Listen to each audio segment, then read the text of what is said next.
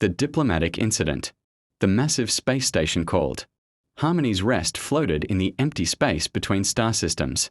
It was the size of a small moon and served as the meeting place for all the different alien races in the galaxy. Today, something important was happening. The humans were here for their first big meeting with the Galactic Council. Captain Sarah Chen walked through the long hallways of the station.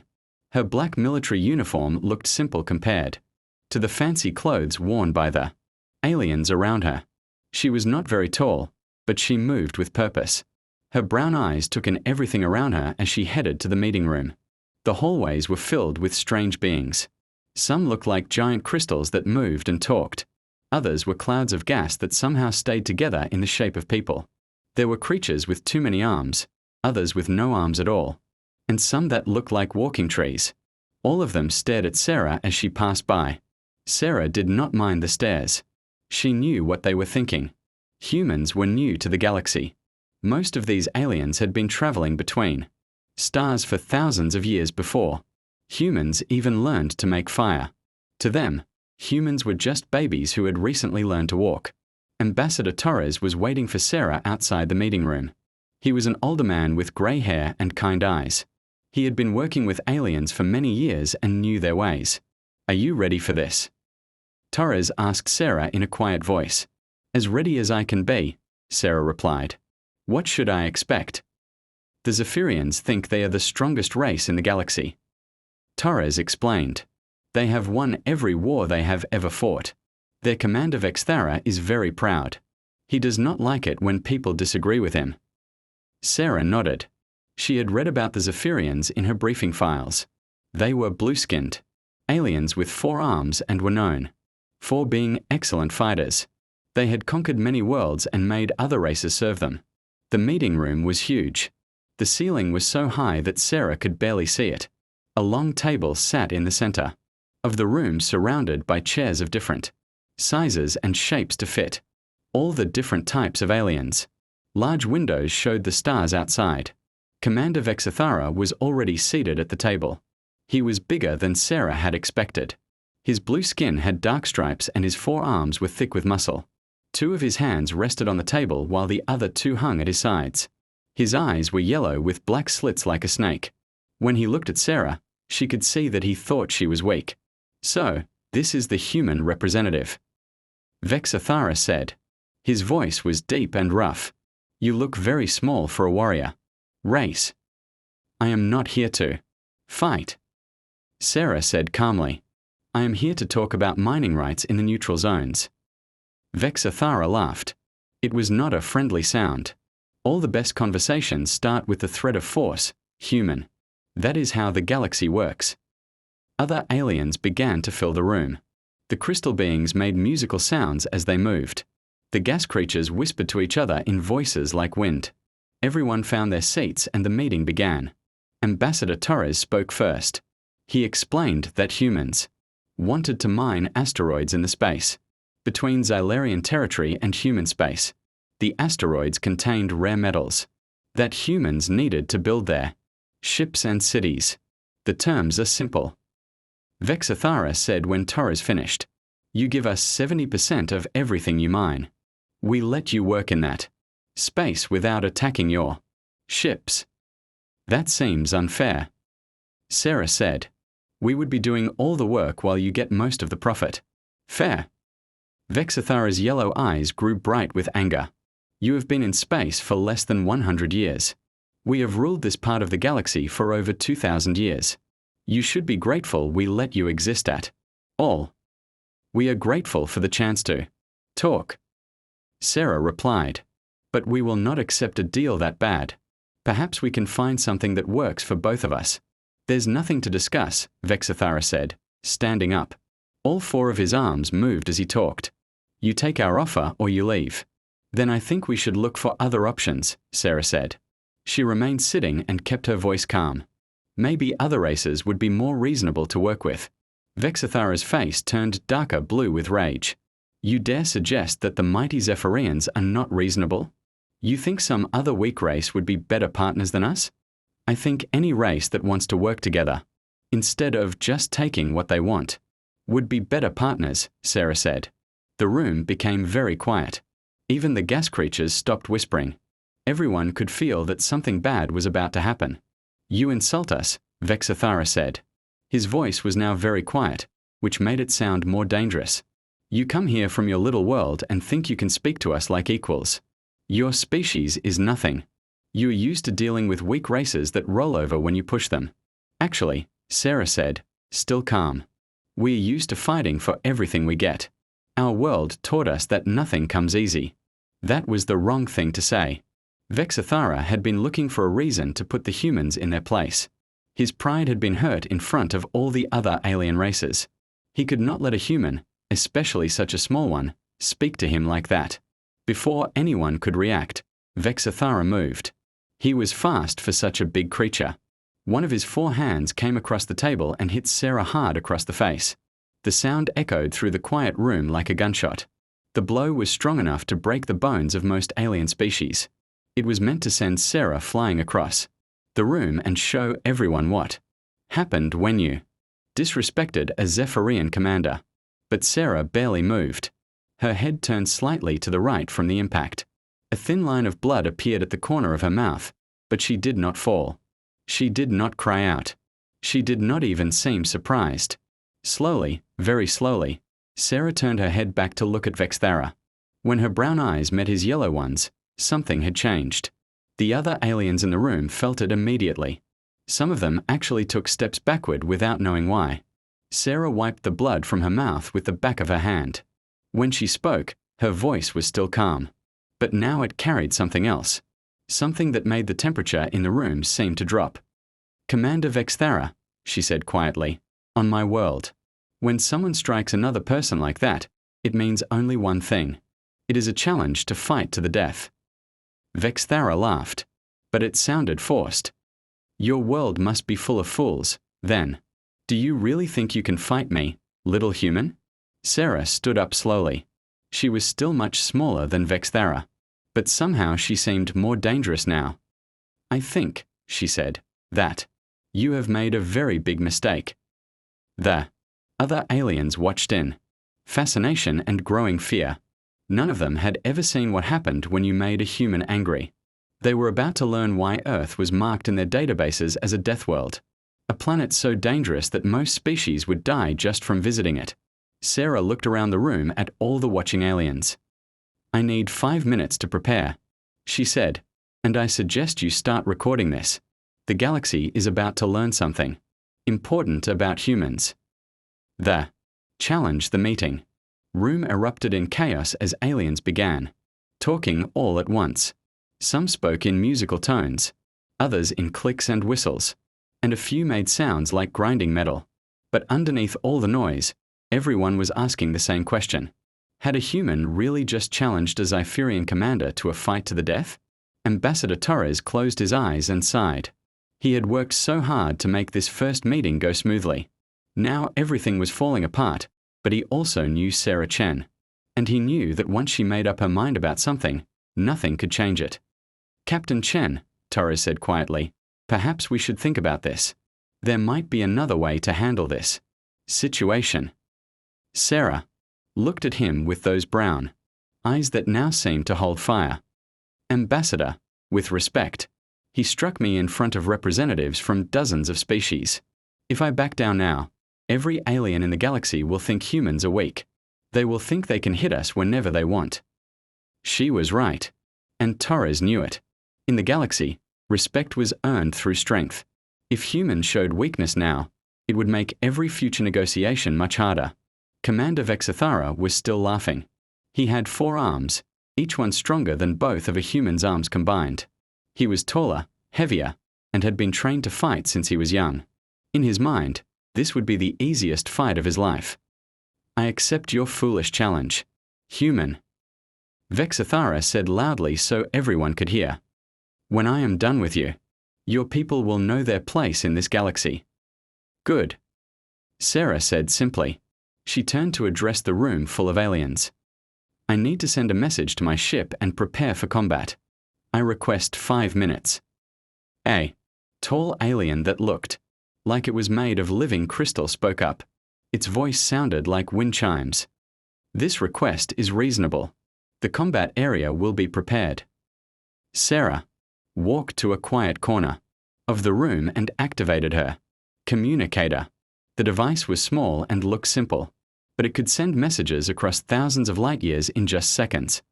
Captain Chen to Earth Command, she said quietly into the device. Earth Command here, came the reply. What is your status, Captain? I have been challenged to single combat by the Zypherian commander. He struck me during negotiations. I am requesting permission to show these aliens why our world is classified as a forbidden zone. There was a long pause. Sarah could imagine the discussion happening back on Earth. The generals and politicians would be weighing the risks and benefits. Finally, the answer came. Permission granted, Captain. Make it educational for them. Sarah smiled for the first time since being hit. Understood. Command. Chen out. She turned back to the room and saw that the aliens were busy setting up a space for the fight. Chairs and tables were being moved to create a large circle in the center of the room. Some aliens were setting up recording devices while others were making what looked like bets on the outcome. Ambassador Torres approached her again. Sarah, I have to ask, are you sure about this? Vexer is not just any Zephyrian. He is one of their best warriors. He has killed dozens of opponents in combat. I know, Sarah said. I read his file. But he has never fought a human before. What makes you so confident? Torres asked. Sarah looked at him seriously. Do you know what the mortality rate was for humans before we developed modern medicine? Torres shook his head. 60% of children died before their 5th birthday, Sarah said. Not from war or starvation, but just from living on Earth. Our world tried to kill us every single day. Poisonous animals, deadly weather, diseases, predators that could smell us from miles away. Everything on Earth wanted to eat us, kill us, or use us as food for their babies. She paused and looked around the room at all the different aliens. These species come from worlds where the biggest danger might be a storm or an earthquake. They evolved to be intelligent because their worlds were safe, enough for them to spend time thinking, instead of fighting just to stay alive. And humans? Torres asked, though he thought he knew the answer. Humans evolved to be intelligent and dangerous, Sarah said. We had to be smart enough to make tools and work together, but also fast enough and strong enough to kill things that were trying to kill us. Every alive today is descended from millions of years of survivors. Torres nodded slowly. He was beginning to understand why. Earth was marked as a death world in the galactic databases. Across the room, Commander Vexathara was preparing for battle in the traditional Zephyrian way. He removed his outer clothing to show his muscled blue skin. Scars covered his arms and chest, proof of his many victories. He performed stretching exercises that showed off his flexibility and strength. 2 Zephyrian assistants brought him his weapons. Traditional combat blades that curved slightly and were sharp enough to cut through most types of armor. He would carry one blade in each of his 4 hands, giving him a huge advantage in speed and reach. The other aliens watched his preparation with obvious respect. The Zephyrians were known throughout the galaxy as master warriors. Many species had tried to resist them over the centuries and all had failed. Meanwhile, Sarah Chen was doing something much simpler. She removed her military jacket and folded it neatly. Underneath, she wore a simple black shirt that showed her arms and shoulders. To the watching aliens, she looked terrifyingly ordinary. But Ambassador Torres, who had worked with humans for years, noticed things that the aliens missed. Sarah's muscles were not as big as Vexathara's, but they were dense and clearly defined. Her movements were smooth and controlled like a cat getting ready to hunt. Most importantly, her breathing and heart rate were actually slowing down instead of speeding up. Why is she becoming calmer? Asked one of the crystal beings. Torres smiled grimly. Because humans are persistence hunters. We evolved to chase our prey for hours or even days until it was too tired to run anymore. When we get ready to fight, we don't get excited. We get focused. Sarah walked to the center of the combat circle. She had requested no weapons, which had confused many of the aliens. How could she fight a trained warrior with 4 blades using nothing but her bare hands? Are you ready to die, human? Vexathara asked as he entered the circle. His 4 blades caught the light and gleamed like silver fire. Are you? Sarah replied quietly. The room fell silent except for the quiet hum of the recording devices. Representatives from dozens of species watched as a small human woman faced off against one of the galaxy's most feared warriors. Commander Vexathara raised his 4 weapons and prepared to attack. He had fought many different species over the years, but they had all used similar tactics. They tried to match his speed and strength, or they tried to stay far away and wear him down. All of them had failed. Sarah Chen stood perfectly still in the center of the circle. Her hands hung loose at her sides. Her brown eyes never left Vexathara's face. She looked like she was waiting for something, but no one knew what. Begin, called the crystal being who was serving as the judge. Vexathara charged forward with a roar, all 4 blades spinning in a deadly pattern that had never failed to kill his opponents. The fight was about to begin. Preparation and revelation. While the combat area was being prepared, news of the challenge spread quickly through the space station. Aliens from dozens of different species began gathering outside the meeting room. Some came because they were curious about humans. Others came because they wanted to see Commander Vexathara fight. Most came because they had never seen a human in actual combat before. The crystal beings, who called themselves the hierarchs, were especially interested. They lived for thousands of years and collected information about every species they met. Their databases contained detailed files on almost every intelligent race in the galaxy, but their file on humans was surprisingly thin. What do we actually know about human combat abilities? Asked one hierarch to another. Its crystalline body pulsed with different colors as it thought. Very little, replied the second hierarch. They come from what we classify as a Class 12 death world. The gravity is 30% higher than galactic standard. The atmosphere contains high levels of oxygen, which makes fires burn faster and hotter. The weather systems are violent and unpredictable. But what about the humans themselves? Their initial scans showed normal physical capabilities for a species their size. Bone density is higher than average. Muscle fibers are more compact, but nothing that seemed unusual. They appeared to be a typical developing species. The first hierarch's color shifted to show confusion. If they are so ordinary, why is their world classified as forbidden to most species? Because 97% of known species would die within 1 local day of landing on Earth. Came the answer. Not from the humans, but from the planet itself. The microbial life, the atmospheric pressure, the background radiation, the predatory animals. Everything on that world is hostile to life. Meanwhile, in the preparation area, Sarah Chen was getting ready in her own way. She sat quietly on a simple chair, eyes closed, breathing slowly and deeply. To the watching aliens, it looked like she was sleeping or meditating. They had no idea what was actually happening. Sarah was entering what human soldiers called the zone. It was a state of mind that humans could reach when they needed to fight for their lives. Her heart rate slowed to 40 beats per minute. Her breathing became so quiet that it was almost silent. Her mind cleared of everything except the fight that was coming. This was something that had evolved in humans over millions of years. When their ancestors faced dangerous predators on the African plains, those who could stay calm and focused were the ones who survived. Those who panicked or let emotions control them became food for lions and hyenas. Captain Chen opened her eyes and looked at her hands. They were steady without even the smallest shake. She flexed her fingers and felt the strength in them. Human hands had evolved to grip tools and weapons, but they could also crush and tear when necessary. She stood up and began a series of simple stretches. To her, they were just basic exercises to keep her muscles loose. But to the aliens watching, her movements looked wrong somehow. Too fluid, too controlled, like a predator testing its own body before a hunt. Look at how she moves, whispered a gas creature to its companion. It is like she is made of flowing water. No, replied the other gas being. It is like she is made of controlled violence.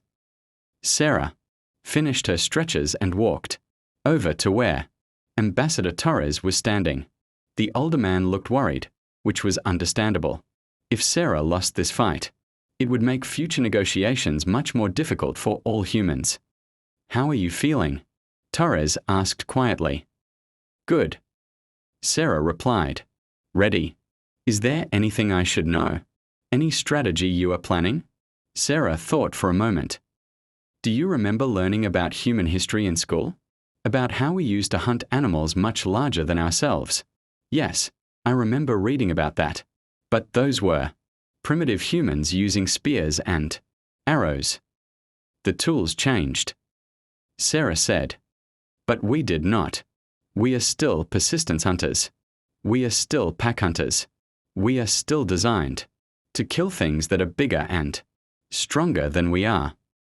She looked across the room at Commander Vexus Thara, who was showing off his weapons to a group of admiring Zephyrian assistants. He thinks this is going to be like his other fights. He thinks I will try to match his strength or run away from his blades. He is wrong. What are you going to do? What humans have always done, Sarah, Clear's throat, said simply. I am going to find his weakness and use it against him. Across the room, Vexathara was indeed confident. He had fought representatives from 17 different species over his long military career. Some had been stronger than him, others faster, and a few had been more intelligent. But none had been able to combine all, though